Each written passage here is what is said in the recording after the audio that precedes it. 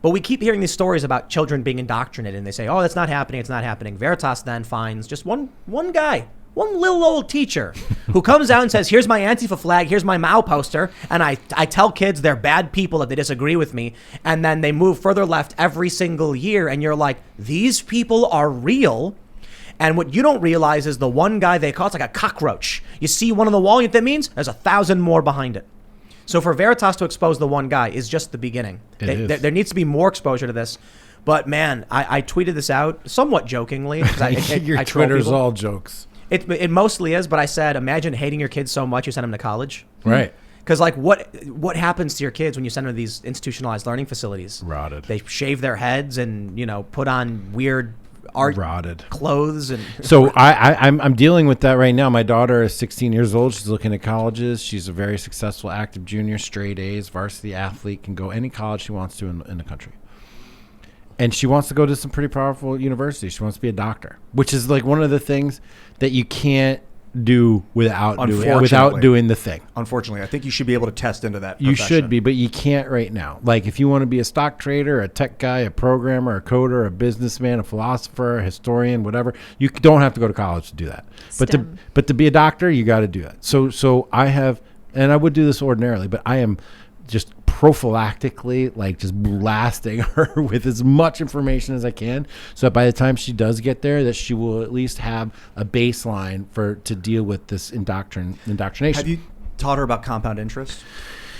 We haven't talked about compound interest just yet, but I certainly will do that right after this call. But on the topic of the sick with the Antifa guy and the Project Veritas thing, you're absolutely right. That is just the lowest hanging fruit that they were able to scoop up and to identify. There have been reports all across the country. We've got the woman making the kids swear pledge allegiance to the queer flag in their classroom. Pledge allegiance to the queers, she says. This is on TikTok. It's been widely disseminated. It's not me being hateful or anything. There is very clear evidence where people say, well, you know what? It doesn't matter that the kids lost learning time and can read more poorly today compared to last year because we taught them what a riot was. We taught them what an insurrection was. We taught them what, white systems of oppression are. So all of these people, again, this goes back to exactly what the problem is in Afghanistan, aside from the competing military or monetary interests, is that the attention of our education apparatus is focused on the wrong thing. The attention of our education apparatus is focused on making these kids into little revolutionaries that pledge allegiance to the queer flag, that don't care about reading and math, but they only care about learning about rioting and insurrections. And that is what is happening. So therefore, every other result is negative because the primary attention is put on the wrong thing. It's rot. Yes, institutional rot. It is institutional rot. It is the core foundations that make up the country and our culture are rotting and decaying. And well, they're being poisoned. They're not just rotting and decaying. They're being poisoned. They're being deliberately sabotaged. Right? We have saboteurs among us. That teacher is a saboteur. Right. Okay. People will argue with me, but go back to the source documents, folks. The public education system in America was established to create a sense of patriotism in America. This teacher is being fired. This was the latest update we have from Post Millennial. Antifa teacher set to be fired by school after attempting to radicalize children. Apparently he's been doing it for years. Wow. But I'll tell you about but did you see the T-shirt he was wearing when they confronted him? Oh, when Veritas did? What was it? It was a freaking sickle. He's got the tattoo, dude. He was wearing a sickle. He's got a tattoo on his t-shirt. chest, bro. Yeah, it's right there. He's got a tattoo on his chest.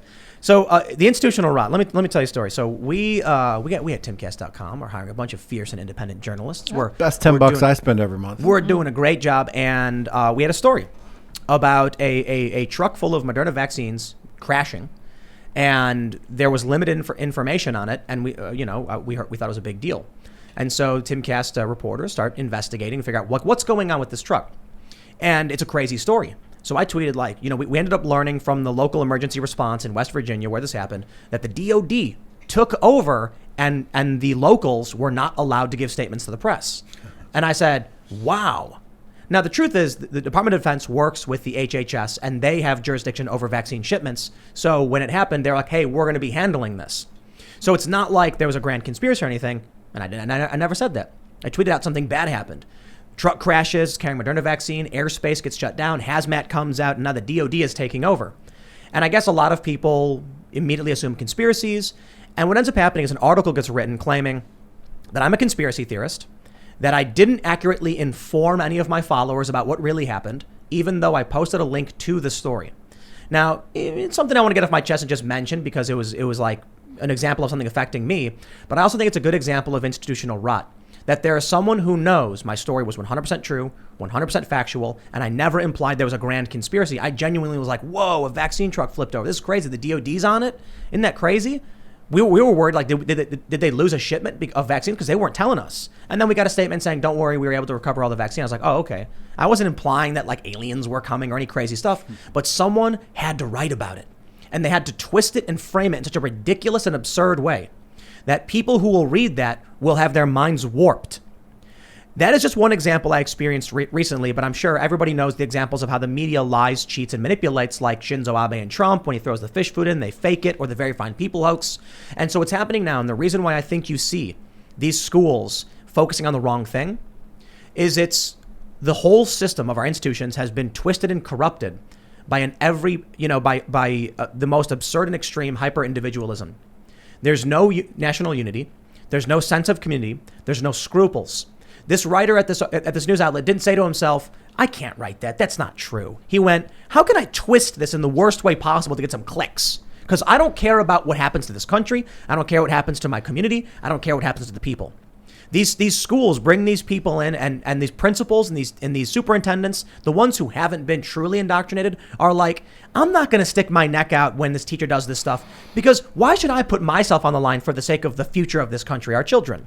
And what ends up happening then is over a decade of this happening, eventually the people running the institutions are in the cult, and their minds are warped and twisted, and then they seek out more of it. The way I view this problem, the easiest way to understand it is to look up the YouTube video of Hitler with a woman's body doing Tai Chi with the Incredible Hulk, where nursery rhymes are being sang. I'm going to do that right now. Because this video exemplifies the broken, fractured, algorithmic dystopia that we're living in. These videos were going viral. People were making them because the algorithm was feeding them to babies.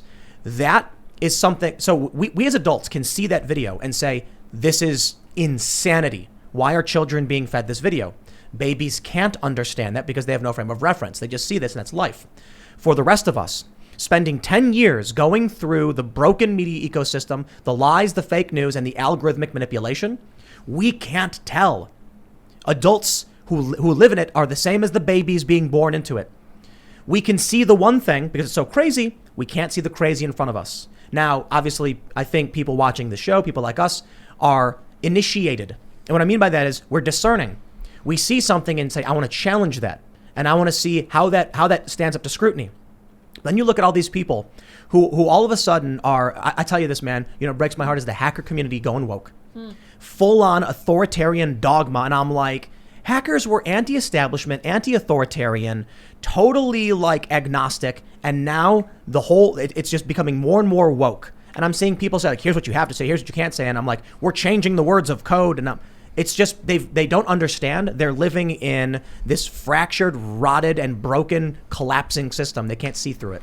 I agree 100% on everything you said, especially that really very descriptive phrase that you used, the algorithmic dystopia, right? But there's a deeper fundamental issue here. It goes even farther back than that. And I just started to get into it a second ago about education. Thanks for checking out this clip from the Timcast IRL podcast. If you want to see the full show, come back to this channel, youtube.com/TimcastIRL, Monday through Friday at 8 p.m., where you can leave comments and super chat, and we actually will read your comments on the show. Don't forget to like, share, subscribe, and if you want exclusive members-only content segments you can't get anywhere else, go to timcast.com, become a member, and we even have full bonus episodes. Thanks for hanging out, and we'll see you all next time.